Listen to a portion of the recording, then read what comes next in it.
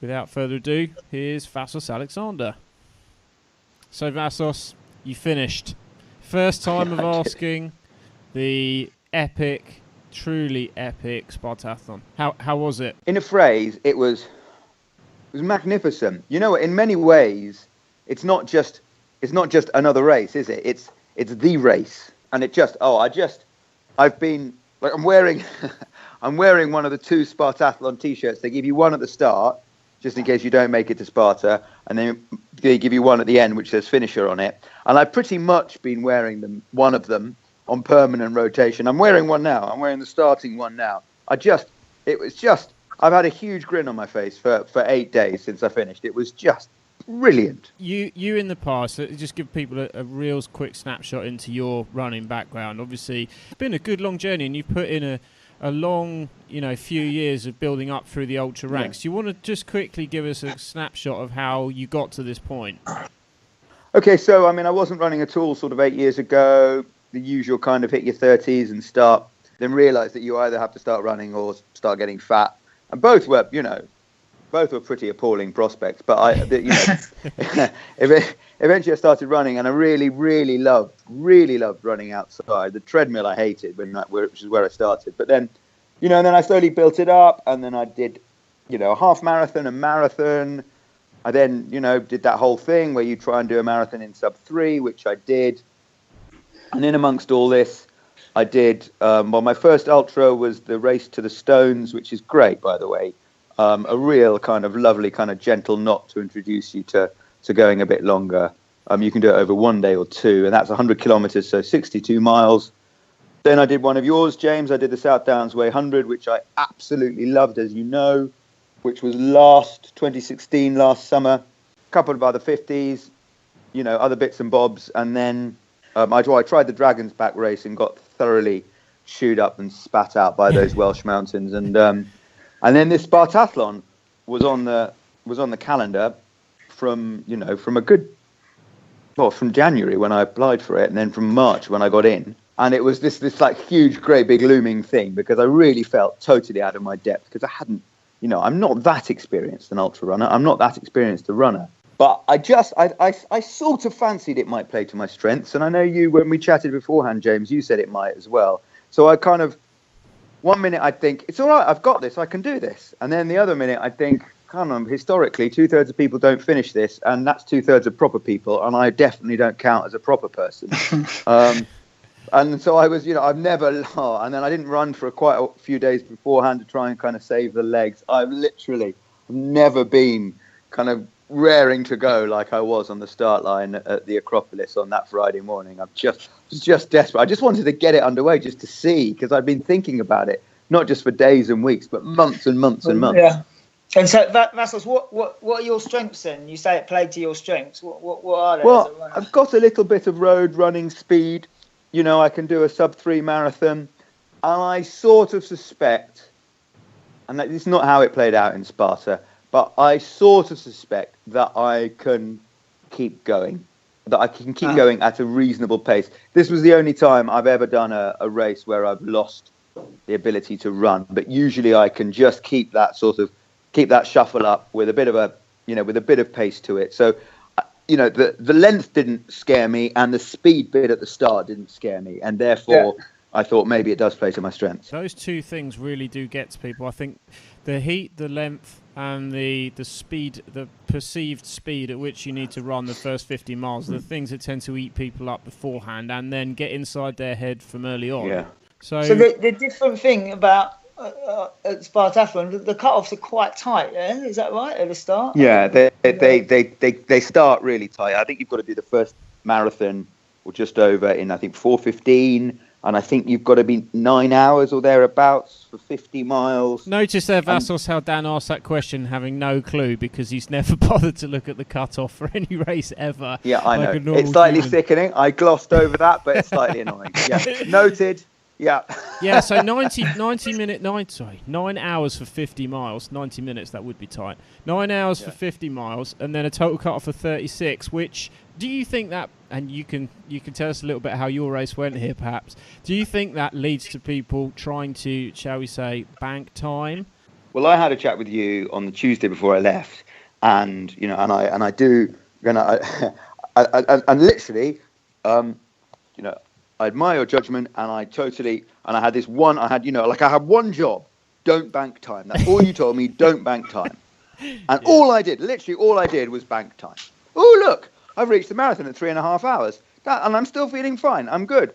And oh, look, it's just over 7 hours, and I've done 50 miles. I'm still feeling good. Brilliant. And it didn't sort of occur to me that, being in 30th or 40th place and being 2.5 hours ahead of the cutoffs this early was a bad thing or might come back to bite me. I think it's a combination of, that excitement at the start. Mm-hmm. You're starting. I mean, I am Greek, so it does have an extra layer of resonance for me. But even for anyone, people are coming, as you know, from all over the world to run this race. That atmosphere at the Acropolis, at the greatest symbol worldwide of democracy and civilization and freedom, and especially these days, that's really important. And you're there, and you're running in the footsteps of this messenger, the guy that gave birth to the modern marathon, but his much more important run. As the Persians arrived in Marathon, the Athenians would have been shitting themselves. I mean, this is a massive army of basic barbarians. They're going to kill, murder, rape. Imagine the panic in Athens, and your one hope is this guy, the skinny bloke.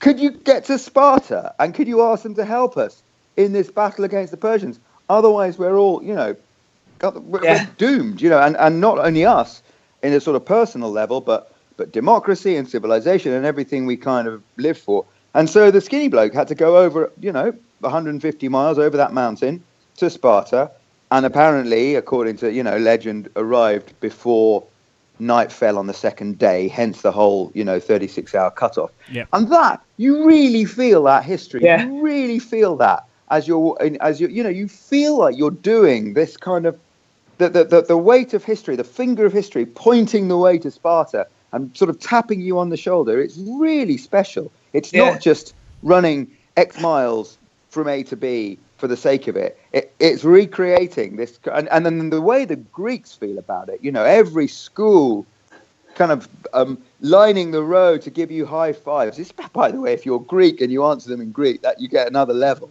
And the Athenian drivers who are held up on their rush hour way to work, but they're not hooting you with aggression. Largely, they're hooting you to say, kind of, "Kalodromo," have a good journey, good luck, stay strong. And it's just, I thought it was really, it blew me away. That whole kind thousands and thousands of people out there, all the 75 checkpoints, and as you say, all the towns, villages along the way, cheering. Less than 400 of you on this journey. I know. And there are permanent road signs pointing the way to Spartathlon. Yes, there's paint on the road as well, but there are literal, permanent road signs, maybe 100 of them between Athens and Sparta in brown. Spartathlon route, Spartathlon route, Spartathlon route. I mean, it's a major deal for Greeks. They feel very strongly that you're honouring their culture and history by running, and I felt very strongly that I was by running. That's beautifully put, man. I couldn't have said it like that, but I totally felt that. I felt that history as I was running along, and you can't help but go into some dream state that you are the messenger running. And it is, you're right. And the Greek people, they treat you so wonderfully, don't they?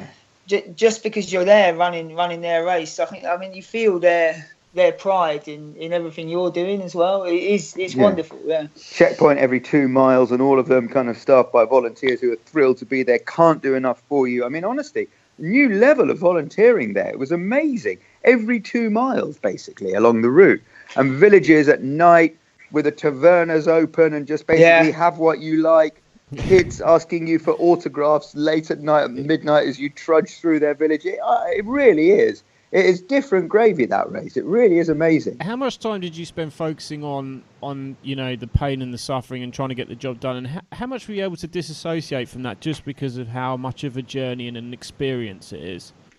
The last the last few miles were really tough. I mean, they were beyond. So, well, maybe you guys don't, but generally, I've always, in any kind of long race, in any ultra, I've always had hiking. That's always been the, oh, look, there's a bit of a hill. We'll hike up that. Gives the running legs a rest. It doesn't have that sort of that jolt through the quads.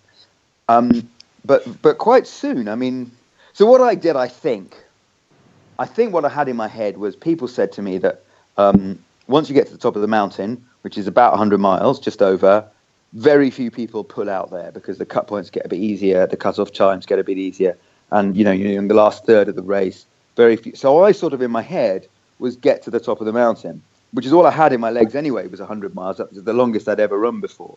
So I actually put together what I think is a very nicely put together, 100-mile race, sort of 7 hours on the flat for 50, and then another 10, I think it was, for the next 50 to get to 100. And I think I was 17 something at the top of the mountain, 17:38 according to my watch. That's a pretty good time. That's a very good start. And I got to the top of the mountain, and you know what it's like, and it's wet, and it's cold, and it's dark. But I was pretty much, there I am, I'm at the top of the mountain, and now that's Spartathlon done. And then I lost jogging completely. I mean, within, I don't know, 10, I can't remember. It's a little bit of a blur. But at some stage, I lost totally the ability to jog, to even shuffle. So all I had left was walking. I'm going to have to walk this in from a long way out. But then I walked for such a long way that I also lost walking. So, that hiking, I couldn't do that anymore. And it was cruel. Really, God, that when you arrive and you're doing that downhill, which is the worst possible situation when you're in my shoes or in my legs. And then you see Sparta 6 miles away and you go, I just can't, I cannot conceive that I've got to get there. And you see it on your right. And the next thing that happens is you turn left. I'm going away from there. And then I got into Sparta, and there's a little checkpoint just in the outskirts of the town. And they said, you've done it. 2.4 kilometers to go. It's almost exactly a mile and a half. I thought, you know what? I've reached Sparta. I'm done. Just get me a cab. It's fine. I just can't. It was that bad. And then I think that's quite a common mistake. I think a lot of people do that. I did the same. I thought I'm gonna get to the top of the mountain, and then it's just like plain sailing. It's gonna be easy peasy for the rest of it.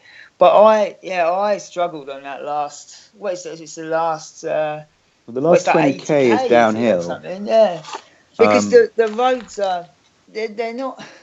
There's hills, but they're like slow, gradual hills. So they're not hilly enough really to justify, if you're feeling all right, for you to walk or hike up them. You need to run up them. But if you've got running in that last 20k as well, it's just the most beautiful gradient. And if you haven't, and Vassos, I was the same as you. I walked probably the last 20 miles, 30 miles, similar situation. My quads were just killing me, and it didn't seem to hurt any more or less running or walking, but someone, basically, it feels like someone's poured concrete into the top of your legs, and you just physically cannot get a run going. It's very hard to sort of describe how incapacitating that is, but it's like, well, if just shuffle, and it's like I actually physically cannot do that. I know. I just thought, I don't care about the pain. I don't, because usually you don't run because it sort of hurts a bit, doesn't it? Yeah. I thought, I don't care about that. That's fine. But you just can't run. You do all that thing. You squat. The German comes past you and goes, you need magnesium, and takes a vial of magnesium. And I go, but isn't that your magnesium? He goes, no, your need is greater than mine. Have the magnesium. So I necked the magnesium. Didn't do a thing of good, but I really appreciated him, giving it to me. It was an experience, that last 20, 30 miles. I'd quite like to have some running in my legs if I get to do it again. Well, actually, here's the thing. Somebody said to me the other day, and I have checked this out, but obviously the rules aren't out for next year. If the rules stay the same for this year, you can get in on various criteria, and if you're 20% better on any of those criteria, you auto-qualify. Yeah. Well, I was so quick over the first, one of them is the 107-mile marker, and you have to do that in 24 hours and something, and I was 20% quicker than that. So I was 19 hours, I think. Oh, so you've already got your entry sorted. So if they don't change the criteria, I need to have a conversation with my wife, which will turn from conversation to argument quite quickly, and then and then hopefully I'll win it, and I'll be back in Sparta next year. So, how does that compare in terms of you're wanting to go back versus things like the Dragon's Back or Trail Hundreds or back to the road marathon scene? How does it compare to those things? I mean, it's a different level, isn't it? The Spartathlon, because of the things we discussed.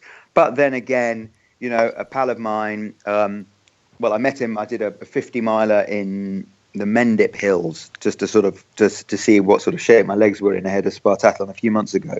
And we've kept in touch, and I knew he was doing Bournemouth Marathon and he wanted a PB. And, and he absolutely smashed it. He came in the top 10, he got a PB, he won his age group. And it's made me think, maybe I should revisit an assault on my marathon PB.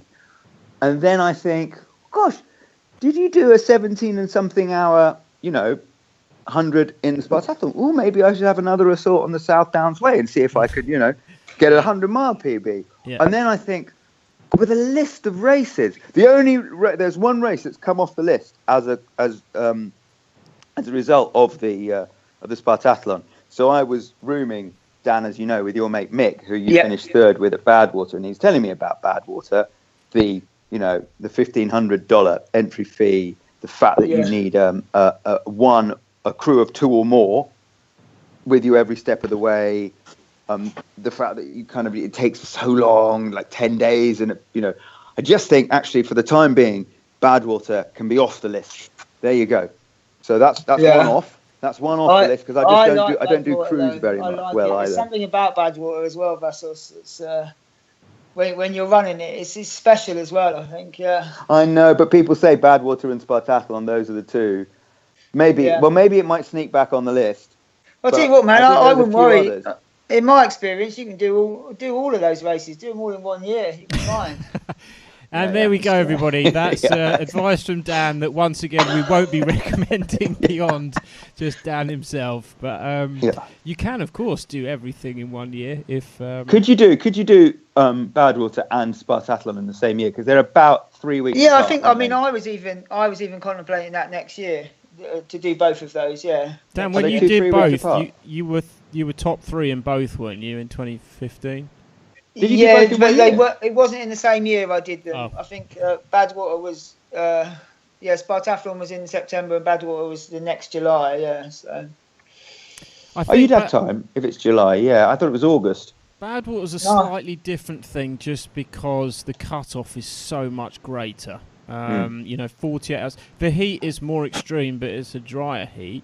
The distance is significantly less. There is, I think, more climbing in Badwater. There's more climbing, isn't there? Yeah. But and it's windy. But in all seriousness, the challenge of Spartathlon, and the reason I think a lot of people have such a high DNF rate is the fact that it's a 36-hour cut-off. And the way I looked at it in the past was, and I said this to you, Vassos, beforehand, didn't I? If you can run a 3.5-hour marathon, then you've got the road speed to contemplate taking Spartathlon on. You said 3:15 actually. Did I say 3:15? You said 3:15, and you would worry. And you further said you would worry about anyone who didn't have a 3:15 marathon. Yeah, I think maybe if I can ask to revise that back towards say 3:30. I think that the point is you need that speed. Whereas at Badwater there are a lot of people finishing who are just tough guys and girls. Just walking. So Vassos, what did your training look like for Sparta, and do you think you'd do anything differently next time? Well, it seems to go all right. I mean, do you know what I mean? I finished, and that was the thing, and I finished in. And I never seriously doubted, even during the really, really, really kind of tough march in, that I would finish, because I built up, I think, a 5-hour buffer at one of the checkpoints. Yeah. So even at some point I was thinking, well, even if I just do 3 miles an hour, I'm way inside the and I think at the end I was doing about 3 miles an hour, but still got there in the end. Yes, I must have been, because that 1.5 miles at the end, flat with the kids around me, took me half an hour. But anyway, no, it was all right. I just did lots of short runs. I run to work, run back from work, 6-7 miles. I did a 50 miler a few weeks out. I did a 30-something miler in, I don't know if anyone knows Holland Park. It's a very, very small park in London. But I've got this figure of 8 thing going, which was just under 2 miles, which took me about 15 minutes, but it felt like 5 minutes. And I thought, well, that's all right. As long as that keeps going, I'll keep going round and round and round that little figure of 8. So I did 30 miles in this tiny little park in London, just kept going round and round and round. Oh, I see a 24-hour race in your future. Yeah, yeah, definitely. Maybe I always thought not, but then maybe that's the next thing. Yeah. How far in 24? What's a good 24-hour benchmark? Yeah, 240 kilometres, Vassos, for you, I reckon. Yeah. But that's also ridiculously high target. 240k is 150 miles. Right? I wonder what the Greek team is. What the Greek team? Well, they're pretty good. I mean, a Greek finished third, I think, at Spartathlon. That is a good result for them. I don't remember seeing. And Yanis Kouros, of course, holds the record. Oh yeah, Yanis, which is on absurd. A different plane again, the greatest of all time. So, Vassos, you ended up at Spartathlon as part of a journey to complete a specific set of races, and that's aligned with a book that you're currently writing, and we're dragging you away from writing it right now. Tell us about that, and what's the journey, and what are the races that you're looking to cover? I love this sport. I really, really, really love this sport. And it sort of surprised me, and I think it's becoming quite a lot more mainstream. You wouldn't begin to call it mainstream yet, but it sort of is. And I just thought it would be. I'd written a book kind of celebrating just running, just the sort of the from not running to running. But I did promise myself that I'd never write another book. But then my publisher kept buying me breakfast, and I'm an absolute sucker for a big breakfast. And so she said, will you do another one? And I said, well, okay, if it can be a celebration of ultra running. And I expected her to say no, frankly, because I thought it was a bit too niche. Yeah. But she said, no, loads of people are sort of, they're not buying themselves Porsches anymore. They're trying to complete 100-mile races or 50-mile races. My goodness, she's up with the times. Wow. Yeah.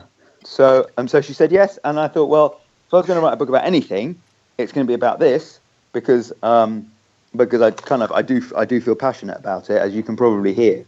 So that's what I'm doing, and now the deadline's really quite close. But as you know, because we discussed, in the new year, what would be a nice little swathe of races, a nice little experience, because I feel like I should be as much as possible, even though I'm quite a newbie, an authentic messenger. What are the races you're writing about, Vassos, then? Well, I've done, obviously Spartathlon might feature, Dragon's Back will feature, South Downs Way, the Mendip. So I meant to do one in Paris that actually got caught up on a plane because there was a terrorist incident at the airport.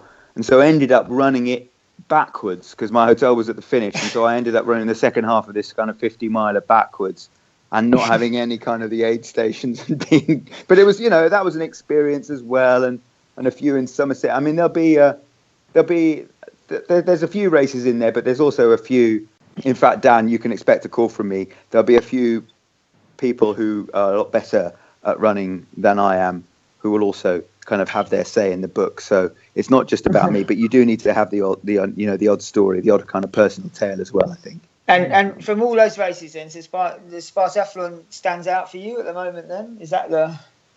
Oh yeah, yeah. But I can't imagine that I will finish a race and I will feel the same way as I do about Spartathlon. I think that might be. I mean, I don't know. What do you guys think? That's the one time I've come away from a race feeling completely fulfilled. And I know that sounds strange, but I wanted, because I failed the first time as well, the desire to finish that second time was almost life got put on hold for a year while I properly prepared.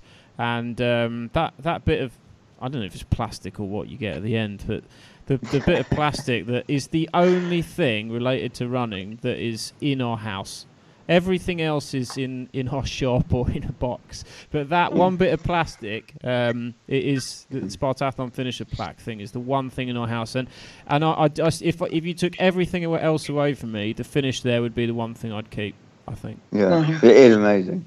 And do you know what I liked about it? We none of us have mentioned it, but when you when you run for Spartathlon, you're part of a team as well, aren't you? You have that whole British Spartathlon team behind you as well. So I think that adds a little bit to it as well, because you've got all that support from the other British runners as well. Well, I didn't. I was Greek, but Oh yeah, right. because I think when James suggested that I apply as a Greek and said that I might have a better chance of getting in as a Greek, I think what he meant is he'd have a better chance of getting in if I applied as a Greek. But no, he got in. I got in. Not this James, the other James Ellis, who runs the British Spartathlon team. But I have to say, they were fantastic, because obviously I met them when I was out there. I was in a different hotel, but I gate crashed their team photo.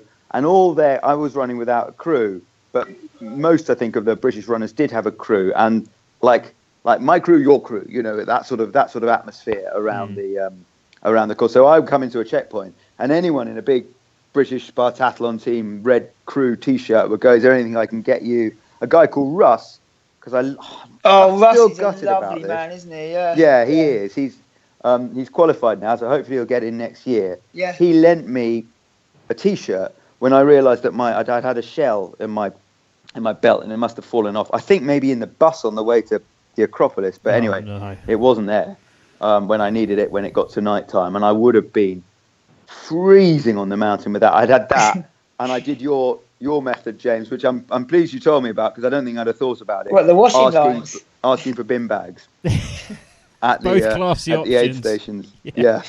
So I borrowed Russ's T-shirt and then lots of bin bags, and then I'd left my proper warm top at the top of the mountain, which again, if I'd had my time again, I might have done it at base camp.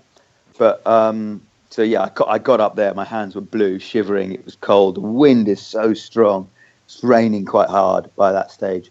But again, who cares? Doesn't matter. This is all part of the rich tapestry of a brilliant race. It doesn't sound brilliant when I tell people. No, it's really hard, isn't it, to get it across? Yeah. I was going to ask you that. Obviously, Vassos, you're talking to 10 million people a week on the Radio 2 Breakfast Show. How do you find yourself framing it a specific way for the general public at large, as opposed to the way you can talk to other people at Spartathlon about it? Do you have to think carefully about the way you talk about the races? Yeah, I think so. But I think actually, so I got interviewed 2.5, 3 hours in. I was just coming up to full marathon distance, I think, when Chris called me on Friday morning and asked me a question about it on the show. And by this stage, I was blown away. But I was running around a very beautiful little bay. I think we'd done the heavy industry. Yeah. We'd come out of Athens, obviously. I was sort of checking, and it was quite a good little tester that I could talk fine on the radio, so I didn't think I was running too fast. Obviously, I was. And I didn't frame it really in those ways. I mean, I remember saying, "Oh, it's just another race. You cut it into chunks. So this particular race is going to just be in 6 marathons. First 2 have to be quick. Third one you dig in. Fourth one you climb a mountain. Fifth one is dig in again, and then the 6th one, the second half, is downhill, or something like that." And I was talking as if I was talking to fellow ultra runners rather than to the general public, and I think that comes across. I think if you really love your subject, you don't need to talk down to people. I think your enthusiasm comes across, and so I try and do that, whilst also people might not know what the minute per mile splits are. Like. Yes. And Vassos, you had to come back early to work though, so you missed the Spartathlon party on the Monday night as well, didn't you? Absolutely gutted about that, and I missed the mayor's. Oh, you missed the mayor's as well. I missed the mayor's. I also, all of my kit is still in that gym in Sparta. Oh, nice. And do you get given photos of yourself, of your own race as well? Yeah, you do. Yeah, at the party at the end. Yeah. I might have to email them for that, because I'd quite like to see that. The party's brilliant. It's it starts off and everyone you have. Here's what you could have had. Yeah. But you have hundreds of runners all dressed up in their smart gear, but all wearing hokers. So people in suits and hokers, and then everyone walks in like they would do after running 250 kilometers. John Wayne. But but then after 2 hours or so, everyone's on the dance floor, break dancing, doing the Greek dancing. It's really nice. Yeah, really great event. Having said that, I literally couldn't. I mean, this has never happened to me before, but I could not move on Sunday. I was, in order to move my left leg, I had to grab it with my right arm and pull it. I couldn't stand up without. That is a horrendous feeling as well. I absolutely hate that. There's the inevitability that it's going to be a week before you're going to sleep properly, because every time you roll over, it's just you're in agony. Again, Dan, you probably don't know any of that. No, I know that feeling. And Vassos, 2 weeks on, then how are you feeling? Is it a 1 week? week on. Oh, it's a week. 1 week. It? Yeah. So I cycled to work for the first time today. I did no exercise. I mean, it was Saturday afternoon. I got to go to the gym just gone, and it was about the time. It was 1 o'clock. Yeah, 1 o'clock that I was going to the gym, which is 3 o'clock in Greece, which is almost exactly a week after I touched the statue. I thought, God, I mean, when did I last do no exercise for a week whilst eating a massive amount like you do after races like that? And I have missed that. I have missed exercise. And, the fact that my legs were so shot, I haven't done it. But then again, you told me that, it's not the legs and the brain that takes ages to recover. It's the what did you call it? Endocrine system, the glands. It's that deeper fatigue, your hormonal system and everything else. Everybody's different. I know from experience, if I rush back from a race like that, especially one where I've done a lot of damage by having to, we use the term death march. The end of the race. I've been trying not to, but that's all I was thinking while I was on it. I've just ended up with, bone density problems and things that are more long-term and slightly lower level, but creep up to become an issue, 2, 3, 4 months down the line. Everyone's different. If you eat and sleep well post-race, you bounce back pretty quickly on the whole, if you're fit and ready. But there's times when I've really dug a hole and taken a long time to recover, for sure. After South Downs, I was running again on the Monday or Tuesday. Yeah. And after about 3 or 4 weeks, I was then ill for most of the rest of the year. Just slightly kind of low level. Yeah. And all, like the New York Marathon was about 15, 20 minutes slower than it should have been. And everything was just a bit rubbish. So I'm hoping that's not, I'm hoping to avoid that this time. So when does that mean you start training again then, Vassos? Another week? What is it, Monday today? Running club tomorrow. I definitely won't go off hard, but I thought I might go for a little shuffle with running club on Tuesday evening.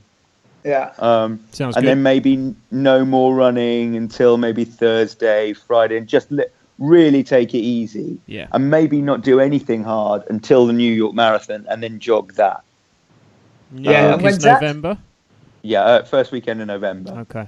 And there's nothing else this year, nothing big, nothing long in 2017 now. Because obviously you've got this deadline for the book too, right? When is your book out? Now that is something that I should know.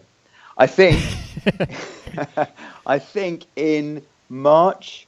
I know I've got to get it written by November, and I think in March. Okay. And do you have a working title, or can you not share that yet? Yeah, no, it was going to be called Keep On Running and Running and Running. And then a couple of months ago, I Googled that on Amazon, and there's already a book about marathon running, actually, called Keep On Running. And so, I can't do that. We can't. That's bad karma. You can't just call your book what someone else has already called their book about almost exactly the same thing. Yeah. And so, even though I've just been sent like Bloomsbury's forthcoming titles next year, and it's called Keep On Running in there, we have actually changed the title after I did a lot of sort of insisting on this. It's now called Carry On Running. Running Up That Hill, the highs and lows of going that bit further. I like it. It. I do like a little subtitle. Running up that hill. Oh dear. Yeah. Oh, I'm sorry for that. Which is why they wanted to call it Running Up That Hill, because it makes people think that. Well, good luck finishing it off. If Dan or I can help in any way, please let us know. Well, you already have helped. Thank you, James. Yeah, and sure. Dan, yes, you can help. I'll be giving you a call if that's all right. Pleasure, man. Pleasure. Yeah. Well, good luck with the recovery and everything else that goes along with it, and enjoy some weeks of eating and sleeping slightly more than you were beforehand. It's been a great pleasure. All the best. Have a good day. See you. Cheers, guys. Cheers, Vassos. Bye. Bye. Bye.